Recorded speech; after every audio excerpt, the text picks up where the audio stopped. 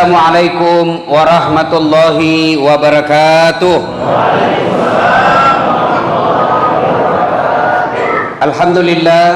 Alhamdulillahi rabbil alamin. Wabihi nasta'inu ala umurid dunya waddin. Ashhadu an la ilaha illallah wa ashhadu anna muhammadan abduhu wa rasuluh. Allahumma salli ala sayyidina Muhammad wa ala alihi wa sahbihi ajma'in. Amma ba'd. Faqad qala Allah subhanahu wa ta'ala fi kitabil karim wa huwa asdaul qailin. A'udzu billahi minasyaitonir rajim. Bismillahirrahmanirrahim. Ya ayyuhalladzina amanu dakhulu fis silmi kaffatan wa la tattabi'u khutuwatis syaitan innahu lakum adu mubin. Wahai orang-orang yang beriman, masuklah engkau ke dalam Islam secara sempurna, bukan Islam pencitraan, bukan Islam pilkada. Kalau mau dicoblos penampilan langsung kalah Ustadz Dasat. Dan janganlah engkau ikuti langkah-langkah setan, karena sesungguhnya setan itu musuh yang nyata bagi kalian. Ibu bapak, saudara-saudara sekalian, Rasulullah Sallallahu Alaihi Wasallam pernah menceritakan, di depan pintu sorga kelak ada orang yang bertengkar. Kenapa dia bertengkar? Karena masing-masing mau merasa nomor satu masuk surga. Yang satu mau masuk ditarik sama orang kedua. Orang kedua pas mau masuk ditarik orang ketiga. Orang ketiga sudah mau dorong pintu ditarik sama orang keempat. Saya lebih berhak. Kata yang satu, saya lebih berhak. Siapa mereka? Kata malaikat, Allah perintahkan malaikat, kau turun periksa itu. Kenapa dia bertengkar depan surga? Ribut-ribut orang mau masuk surga, kalau dia ribut di depan surga. Coba periksa. Turun malaikat. Periksa orang pertama. Tersangka pertama maju. Maju yang pertama. Kamu kenapa merasa berhak nomor satu masuk surga? Begini Jibril, saya dulu haji mabrur, bukan haji kajili-jili. Haji kajili-jili itu kalau di Sulawesi haji tapi mendomir ranking 1. Ada kan begitu Pak, haji tapi begitu diumumkan lomba domi malam ini pemenangnya adalah Haji Bacok dengan Haji Sapruding. Haji nomor 1 lomba domi. Haji tapi tidak pernah dilihat di masjid. Haji tapi masih kelihatan lehernya, hajah. Ini bukan haji seperti ini, haji mabrur. Yang tadinya tidak pernah datang ke masjid, alhamdulillah pulang haji 5 waktu di masjid. Yang tadinya tidak pakai jilbab, pulang dari masjid pakai jilbab, tapi bukan laki-laki ya. Saya haji mabrur. Katanya haji mabrur nomor 1 masuk surga. Katanya. Kata malaikat Jibril, siapa yang kasih tahu kau? Ustadz. Kalau begitu kau tidak boleh dahului Ustadz. Gara-gara Ustadz kau tahu, mundur. Panggil orang kedua. Kamu merasa lebih berhak masuk surga. Kenapa? Jibril, saya dulu mati syahid membela agama Allah. Ada yang menghina Islam, saya mati syahid. Nih baju saya masih ada darahnya. Katanya orang yang mati syahid nomor 1 masuk surga. Katanya sih, siapa yang beritahu kau? Ustadz. Kalau begitu mundur kamu, tidak boleh kau dahului itu ustadzmu.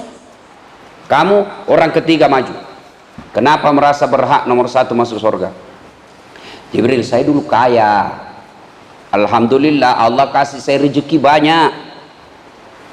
Tapi alhamdulillah kekayaan saya tidak nikmati sendiri. Saya bangun anak panti asuhan. Saya bantu masjid. Saya sekolahkan anak yatim. Saya muliakan janda-janda tua. Bukan yang muda ya, yang tua. Katanya orang kaya yang pemurah nomor 1 masuk surga. Katanya. Kata malaikat, siapa yang beritahu kau? Ustadz. Sama semua kau, mundur kau. Tidak boleh kau dahului gurumu. Maju yang keempat. Kamu kenapa merasa berhak nomor 1 masuk surga? Jibril, saya lah itu tadi yang dicerita yang Ustadz. Itu tuh yang dicerita, ini semua ini saya lah ini. Oh kau, siapa kau? Saya Dasat Latif. Oh, baiklah kalau begitu, silakan masuk Ustaz. Jalanlah si Ustaz. Tinggal beberapa langkah masuk dalam masjid, dia istighfar. Astagfirullah. Kenapa lagi kau istighfar? Banyak cerita kau. Masuklah kau cepat. Begini Jibril, betul saya beritahu mereka, betul saya nasihati mereka, betul saya informasikan ke mereka. Saya masih ini punya ilmu jadi ustadz gara-gara jasanya orang kaya. Saya bisa jadi ustadz karena ada orang kaya yang berikan saya duit beli buku. Saya jadi ustadz karena ada orang bangun masjid tempat saya dakwah. Saya jadi ustadz karena ada orang kaya bangun sekolah tempat saya nuntut ilmu. Nih saya jadi ustadz, jasa-jasanya nih ini si orang kaya nih. Saya malu sama dia. Sampaikan kepada Allah, saya telah menerima penghargaannya, tapi saya malu kepada orang kaya yang pemurah. Saya biarlah dulu orang kaya yang pemurah masuk surga. Orang kaya yang pemurah. Akhirnya disepakati orang kaya yang pemurah nomor 1 masuk surga. Tafadhal, silahkan masuklah dia dalam surga dengan penuh keselamatan dan kesejahteraan. Orang kaya yang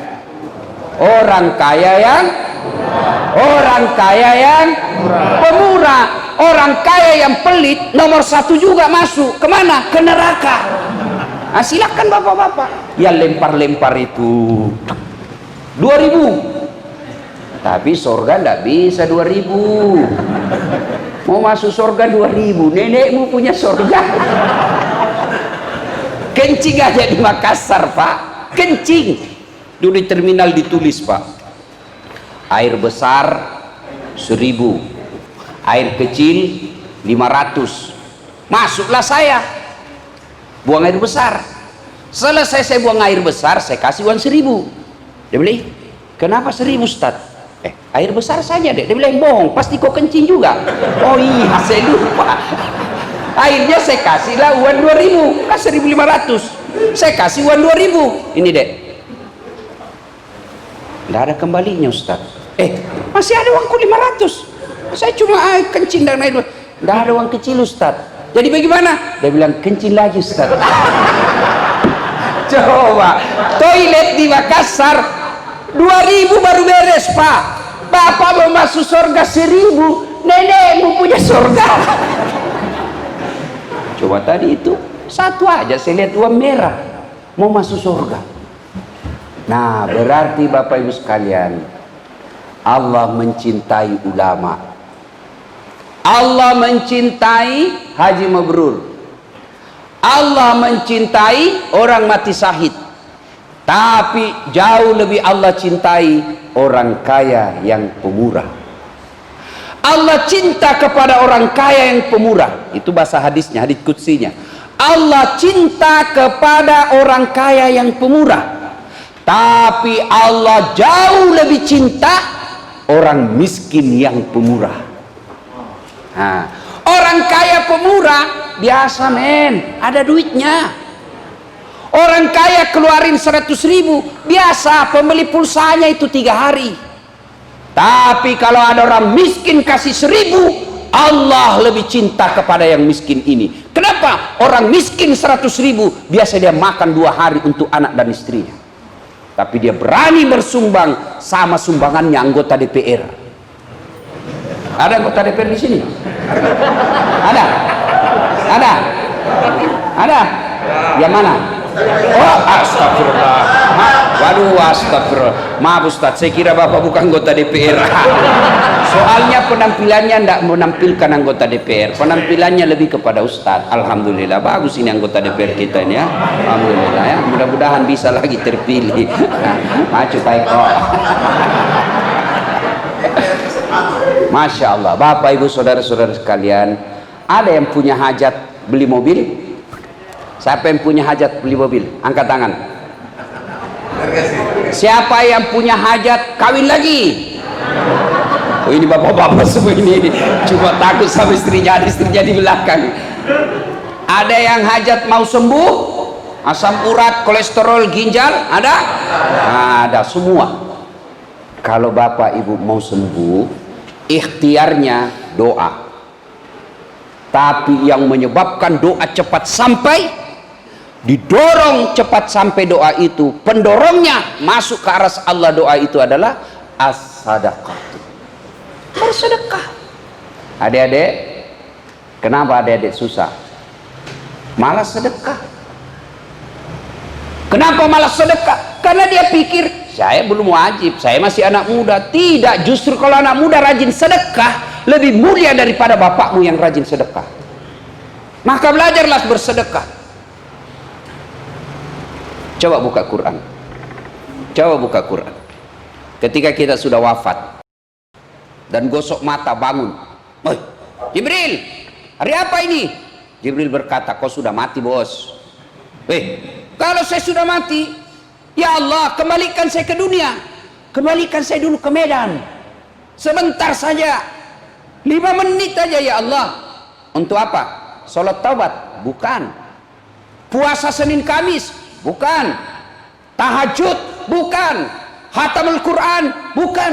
Untuk apa? Ya Allah, kembalikan saya ke dunia sekejap saja, 2 menit saja ya Allah. Untuk apa? Untuk saya hanya ingin ucapkan, ya Allah, ini rumahku, ini mobilku, ini rukoku, ini tanahku, ini tabunganku, saya dekatkan untuk kehidupan akhirat saya. Itu penyesalan orang yang sudah ada di dalam kubur. Bapak ibu belum ada kubur sebelum menyesal sedekah. Ibu-ibu ini banyak saya lihat cantik di depan, di belakang saya, di depan saya, di belakangnya bapak-bapak. Ibu-ibu punya cincin, berlian, emas, gelang. Siapa yang punya kalau ibu wafat? Siapa ibu? Siapa? Ahli waris? Bukan, istri kedua. Benar. Ayo, maka sebelum diambil istri kedua,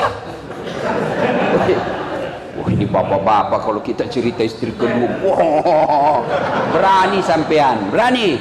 Itu orang Bugis sama orang Medan itu sama besar-besar suaranya. Coba lihat kalau orang Medan bicara kayak orang Bekelahi, sama orang Bugis sama-sama besar suaranya. Cuma bedanya orang Medan takut sama istrinya, makanya ada disebut polisi Toba. Ya toh? Bagaimana orang Makassar, Bugis? Cuma orang Bugis Makassar tidak takut sama istrinya, cuma istrinya lebih berani.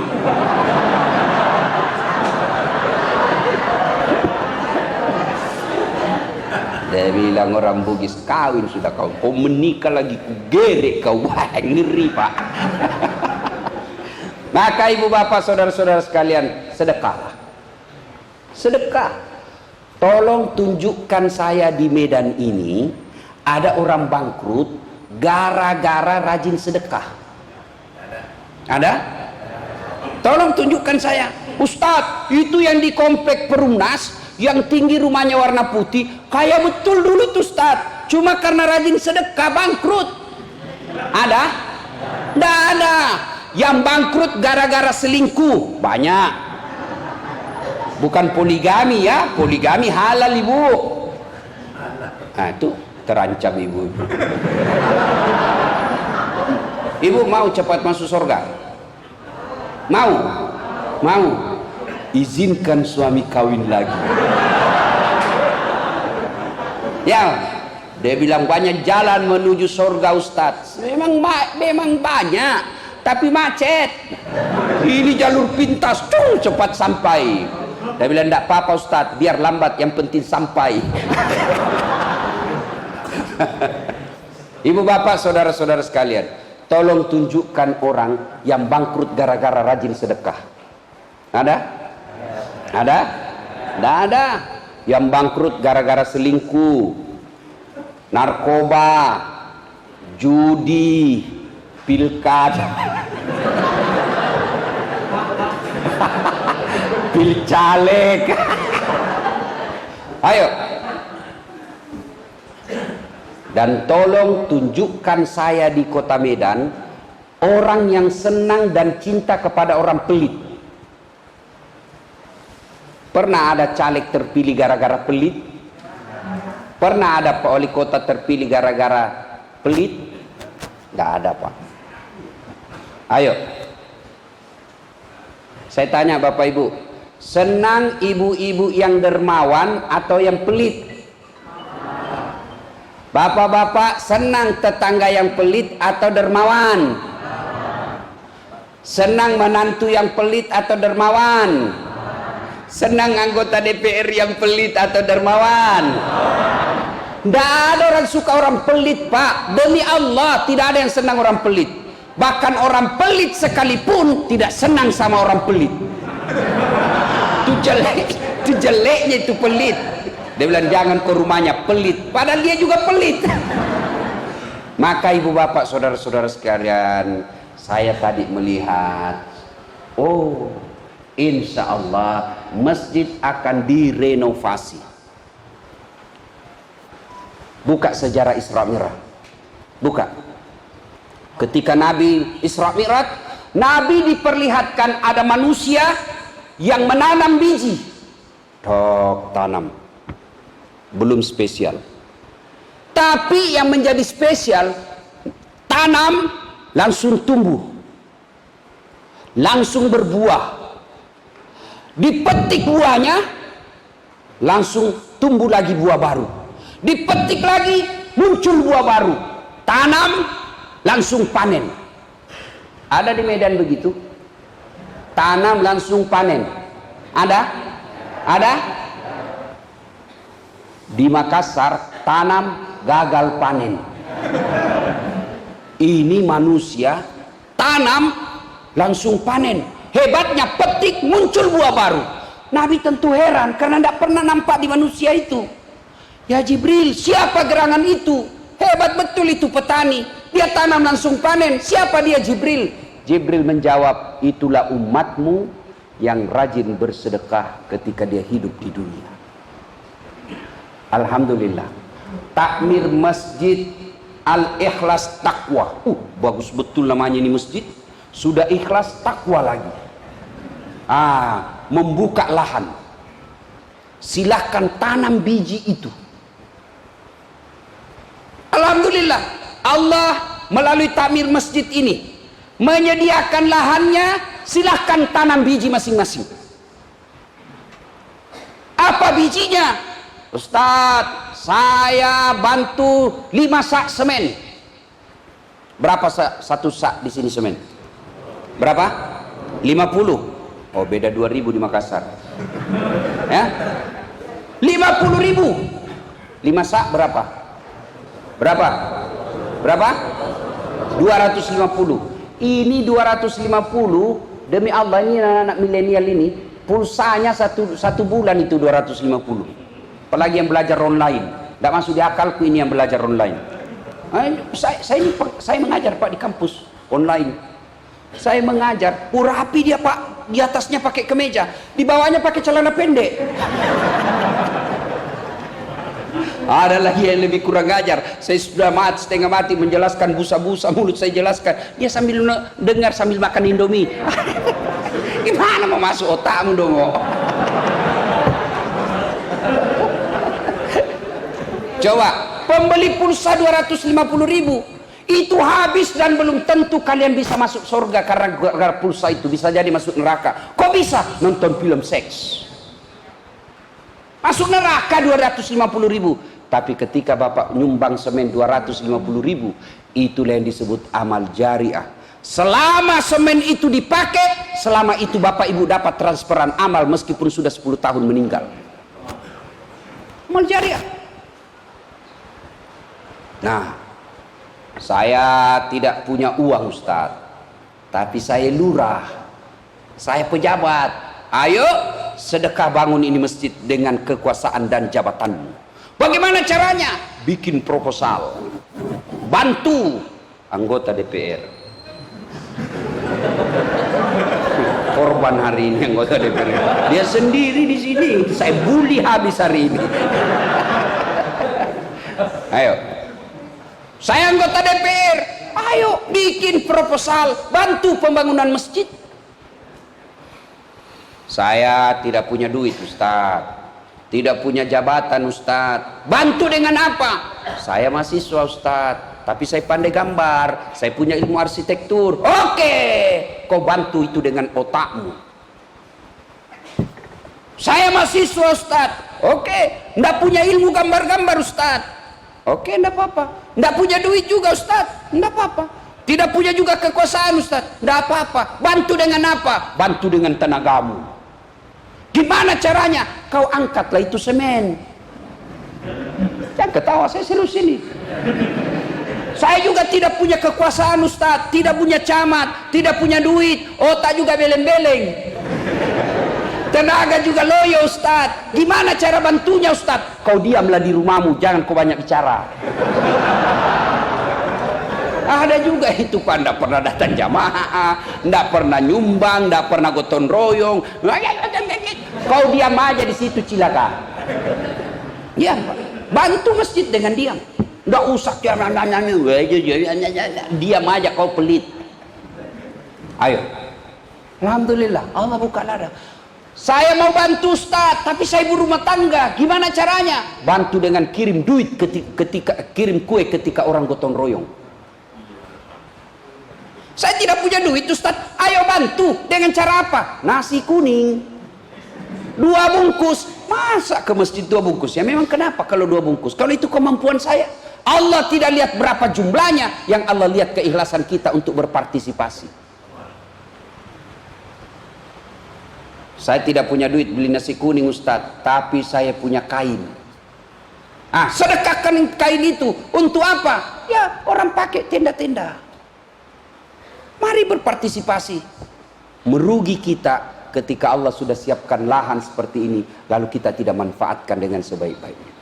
Kenapa saya mau sedekah? Bagaimana saya mau sedekah Ustaz? Saya orang miskin. Bapak miskin karena bapak selalu bermental miskin. Apa mental miskin? Selalu merasa tidak yakin, tidak mampu. Saya orang tidak mampu. Kenapa tidak bisa umroh? Karena bapak selalu bilang, saya orang tidak mampu, saya tidak mampu. Maka Allah sampaikan, ana indasani abdibi. Saya tergantung sangka hambaku. Kalau dia sangka saya diterima doanya, saya terima. Kalau dia sangka selalu dalam hidupnya kaya, saya kasih kaya. Maka sangka baiklah kepada Allah. Dan salah satu sangka baiknya itu dengan cara bersedekah. Ketika anak cucu Adam wafat, kata Nabi 3 yang mengantarnya. Pernah lihat orang antar jenazah? Pernah? 3 yang mengantar kita Pak. Apa yang mengantar kita?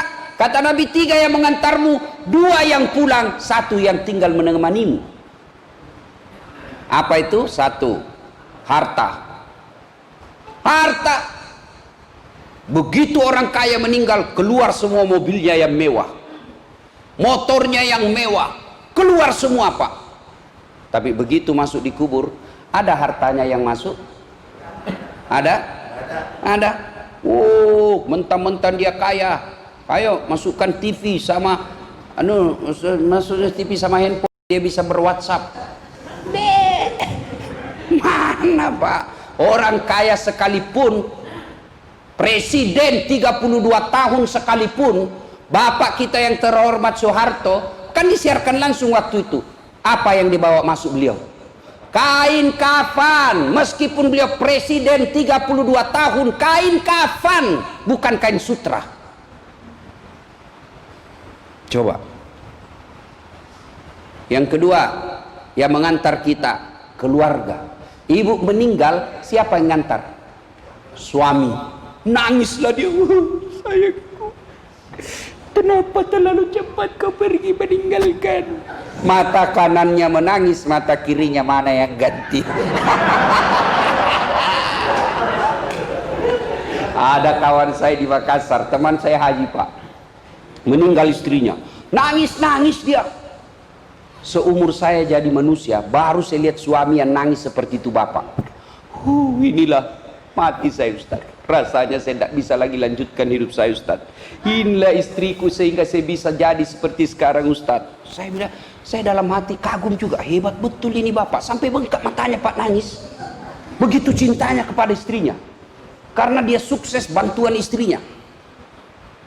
Masya Allah, saya bilang hebat ini bapak ini. Tapi beberapa bulan kemudian saya pergi jogging, lapangan Karebosi, lapangan andalannya orang di Makassar, jogging. Tiba-tiba saya ketemu dia bersama wanita cantik, masih muda, tidak pakai jilbab, panjang rambutnya, putih bersih. Saya bilang, Pak, siapa itu Haji? Dia bilang, yang baru Ustaz. Dia lupa lah itu bengkak-bengkaknya matanya. Begitulah nasibmu nanti, Bu. Maka yang kedua, ngantar kita keluarga, tapi demi Allah tidak akan ada keluarga yang masuk menemani kita ke kubur. Meskipun waktu kita gadis dia godanya kita, kemanapun kau pergi aku akan mengikutimu, gunung kan kudaki, lautan ku seberangi, api akan ku terjang. Pret, bohong. Gimana namanya gunung api kau terjang, kau minum kopi aja panas kau tiup.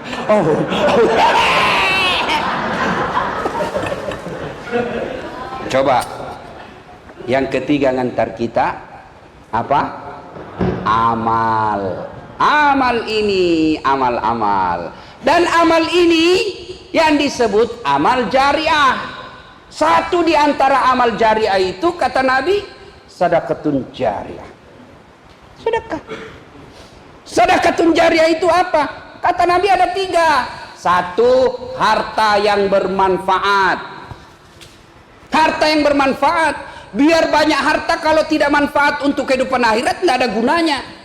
Ibu bapak tahu enggak? Nah, doa sapu jagat. Tahu doa sapu jagat, adik-adik? Tahu? Coba siapa yang hafal? Saya kasih hadiah. Angkat tangan. Doa sapu jagat. Ayo, ayo, ayo. Angkat tangan. Ini anak muda ini. Ini anak-anak milenial. Kau. Apa doa sapu jagat? Enggak tahu? Waduh. Lupa. Angkat tangan, saya kasih kau hadiah. Sini kau, sini. Cepat. Doa sapu jagat. Jangan mempermalukan anak muda Medan. Apa doa sapu jagat? Rabbana atina fid dunya hasanah wa fil akhirati hasanah wa qina azabannar. Tapi sebelum kau dapat hadiah ada passwordnya. Siapa namanya neneknya anggota dewan?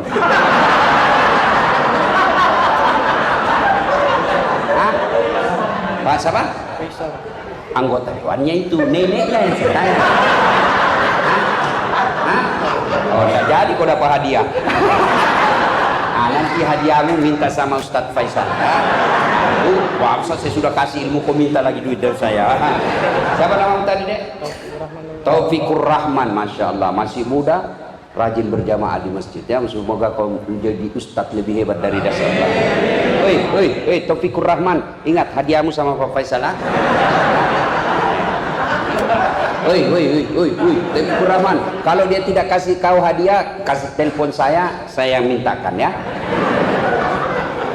Oke. Ya ibu bapak, saudara-saudara sekalian, ada disebut doa sapu jagat yang sepertinya semua Islam hafal dan selalu kita doakan. Fid dunya hasanah wa fil akhirati hasanah. Oh, saya ingat ini Pak, ada orang bawa istrinya dua, dia pergi umroh, tawaflah dia. Satu namanya Hasanah, satu namanya Fatimah. Fatimah ini istri tua, Hasanah istri muda. Oh, dia berdoa lah dia. Putaran pertama tawaf, Rabbana atina fid dunya hasanah wa fil akhirati hasanah wa qina adzabannar. Putar kedua lagi, fid dunya hasanah wa fil akhirati hasanah. Ini si Fatimah istri tua, Bu, mentang-mentang saya istri tua, yang muda aja didoakan, Hasanah terus saja didoakan. Putaran keempat itu lagi, putaran kelima marah si Fatimah, dia ketok kepala suaminya, mentang-mentang saya sudah tua kok tidak doakan saya ya. Oke baiklah, putaran keenam dia doa, fid dunya hasanah wa fil akhirati Fatimah.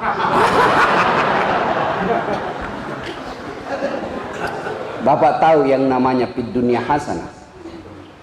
Menurut ahli tafsir, keselamatan dunia, surga dunia itu satu di antara empat syaratnya kalau mau disebut selamat di dunia. Satu di antaranya punya harta yang berkah. Apa berkah? Banyak manfaatnya. Orang yang banyak manfaatnya ini orang yang paling baik.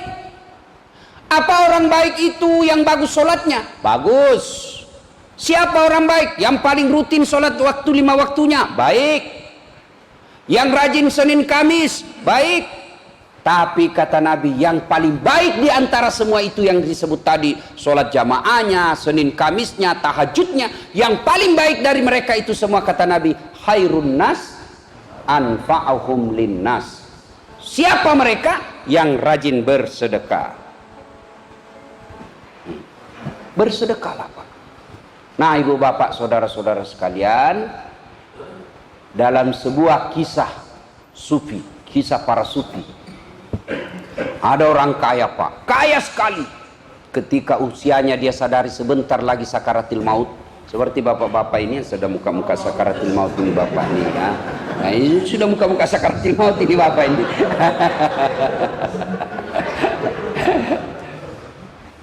Kamu juga anak muda, kalau kau lihat orang tua begini, jangan kau pikir sakaratil maut lebih cepat ini orang tua dari kamu. Tidak. Ya, itu namanya kematian bukan soal umur, tapi soal ajal. Tiba ajalmu meskipun kau masih muda, mati. Orang kaya, mati. Orang miskin, raja-raja, rakyat biasa, mati. Anggota DPR, mati juga. Nah dikisahkan dalam kitab para sufi itu, orang kaya betul, tapi usia senja dia sadar sebentar lagi saya akan wafat. Maka dia panggillah anak, dia panggillah keluarganya, dia panggil anaknya. Nah, sini kau dulu nak, kalau kau mau temani saya di kubur 40 hari setelah saya wafat, kau temani saya di kubur 40 hari, saya berikan kau hartaku 50%, ambil aja itu. Kata anaknya, berapa hari Pak? 40 aja nak. Mana mau, ndak mau saya Pak, ndak usah. Sedihlah dia, setengah mati dibesarkan, ternyata tidak mau. Akhirnya apa? Dia panggil istrinya, kaulah kalau gitu temani saya. Anakmu aja ndak mau, mana saya mau. Kecewa dia panggil saudaranya, kaulah dek temani saya. Anak istrimu aja ndak mau, mana saya mau. Akhirnya dia kecewa, dia bikin pengumuman sayembara. Siapa yang mau menemani saya 40 hari di kubur, ambil hartaku 50%. Oh, sampailah di pengumuman ini sama fakir miskin yang ada di kampungnya. Fakir miskin, betul-betul miskin. Oh, dia mendaftar.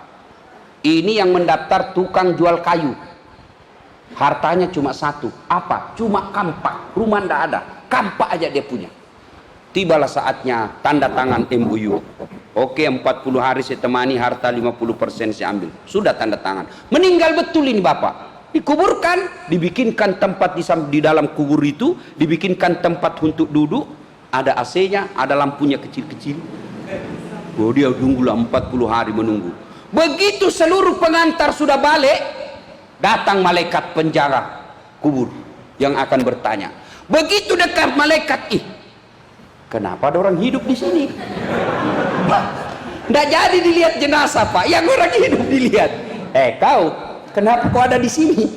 Dia bilang begini malaikat. Oh, ini malaikat sudah ini. Saya punya perjanjian sama ini orang mati. Kalau saya temani 40 hari, saya diberikan hartanya 50%. Saya ini orang miskin. Oh ya, wah nggak jadi ditanya ini orang meninggal. Dia yang ditanya. Benar kau miskin? Iya, saya orang miskin. Saya nggak punya apa-apa. Masa? Enggak, kecuali ini kampak. Itu ada kampakmu.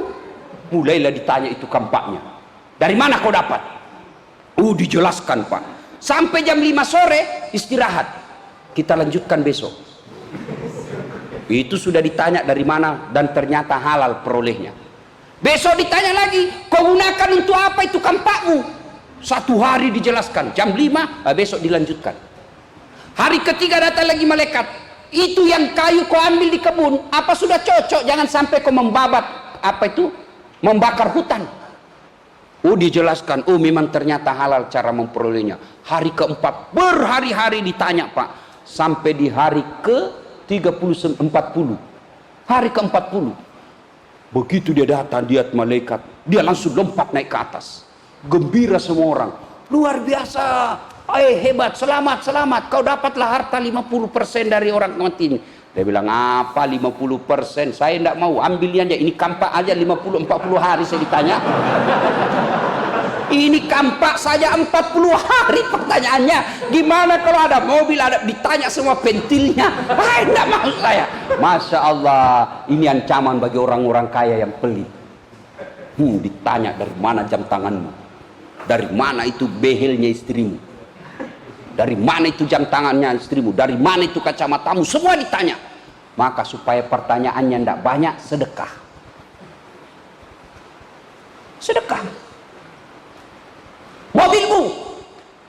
halal. Kau gunakan untuk apa? Ya, siang kerja, malam ngelayap. Banyak pertanyaan. Mobilmu apa? Fisabilillah. Nggak ada lagi lanjutan pertanyaan. Rumahmu? Fisabilillah. Nggak ada lagi lanjutan pertanyaan. Maka Bapak Ibu sekalian, mari mengambil bagian-bagian dalam pembangunan masjid ini sesuai dengan kadar dan kemampuan kita, karena sesungguhnya tidak ada orang bangkrut dan sengsara hidupnya gara-gara sedekah. Demikian, semoga ada manfaat. Lebih dan kurangnya mohon dimaafkan. Mohon maaf tidak bisa berlama-lama karena saya harus ke bandara. Tidak usah jabat-jabat tangan. Sebelum saya akhiri, Bapak rindu dengan tabligh akbar? Kita rindu Pak, saya aja rindu dengan tabligh akbar. Kalau Bapak Ibu rindu dengan tabligh akbar, mari sekarang taat terhadap protap COVID supaya cepat lari ini COVID. Ini penyakit, ini wabah, ini keren betul namanya, COVID-19. Keren namanya, tapi menakutkan. Antara ada dan tiada, tidak kelihatan. Kalau kita lawan musuh manusia, kita bisa tahu dari mana dia nyerang. Tapi ini COVID, tidak ditahu dia nyerangnya dari mana. Bingung kita. Maka caranya harus taat, pakai masker. Kemana-mana Pak. Ini penyakit masuknya 3 pintu saja. Hidung, mulut, mata. Kalau ini diamankan, meskipun ada di sekeliling kita, dia tidak akan masuk. Selama kita amankan 3 pintu ini. Mulut, hidung, mata. Gimana caranya? Pakai masker. Saya pakai masker Ustaz, tapi di dagu masuk dia di hidung sama mulut. Kenapa cuci tangan Ustaz? Karena inilah tangan tersangka utama yang selalu memegang 3 pintu ini. Maka cuci tangan. Dan yang ketiga, jaga jarak. Kenapa jaga jarak Ustaz? Karena ini penyakit ada di sini namanya droplet. Orang Bugis bilang bebek kelo, air liur. Air liur itu yang kalau Bapak tidur, itu air liur. Tapi droplet ini yang terbang-terbang ketika ngomong, dan itu tidak dampak oleh mata. Meskipun ada dari saya, tapi Bapak jaraknya 1,5 meter, tidak akan sampai menjangkau Bapak, karena terbangnya ini hanya paling jauh 1 meter. Kecuali Bapak diludahi, bisa 2 meter itu. Maka mari taati protap COVID ini dengan hindari kerumun, jaga jarak, cuci tangan, pakai masker. Sebelum saya akhiri, saya tidak banyak duit, dan insya Allah saya sumbangkan untuk masjid ini 1,5 juta. Nanti minta panitianya ambil ke saya ya. Terima kasih, lebih dan kurangnya mohon dimaafkan. Nun wal kalami misrun billahi fi sabilil haq. Assalamualaikum warahmatullahi wabarakatuh.